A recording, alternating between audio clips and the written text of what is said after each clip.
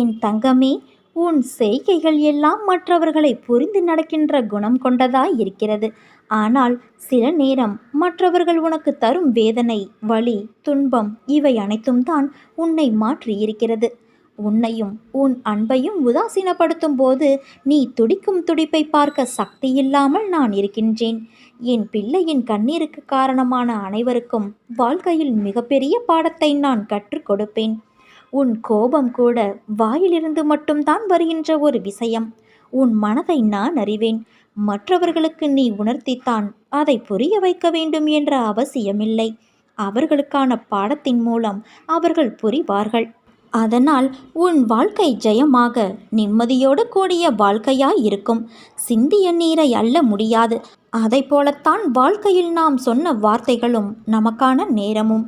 உன்னிடம் வார்த்தை விட்டவர்களுக்கு நான் புரிய வைக்கின்றேன். முடிந்த நேரத்தில்